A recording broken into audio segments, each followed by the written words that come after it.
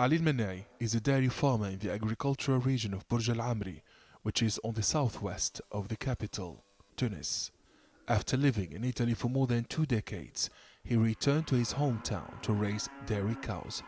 Just like tens of thousands of members of the Farmers Union, Ali says the increase in fodder prices has led to higher production costs, and the situation has further been compounded by the lack of compensation by the state. The dairy crisis is alarming. The state has two options: raising the tariffs of milk for dairy farmers or reducing fodder costs because we are losing money. Many farmers are selling their cows because they cannot cope with the higher production costs. According to the president of the National Chamber of Milk Manufacturers in Tunisia, dairy shortages in the North African country will continue as long as the state does not intervene to save the sector by offering incentives to farmers and industrialists. In May 2022, the Agriculture Minister announced a rise in the price of milk for farmers, but this never happened.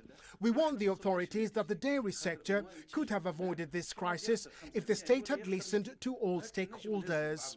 We're facing many difficulties to provide the local market with milk, while we used to export the surplus in 2021 and the first few months of 2022.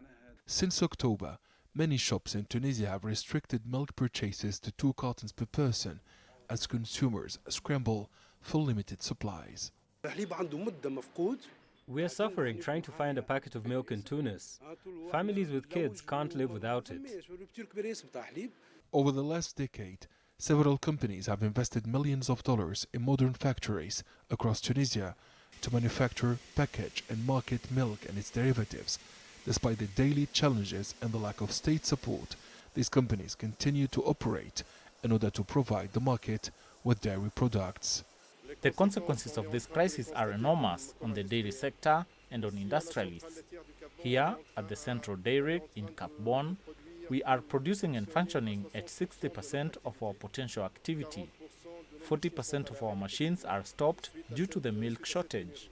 The Trade Department has revealed that Tunisia has exhausted its strategic and technical stocks of milk. According to the Tunisian Union of Agriculture and Fisheries, there are around 100,000 dairy farmers in the North African country, most of them on only 3 to 4 dairy cows. Analysts say the conflict in Ukraine and climate change have exacerbated the situation and deepened the crisis in the dairy sector. Farmers and industrialists alike are calling for state support to prevent the collapse of this vital sector and to safeguard food security in the country.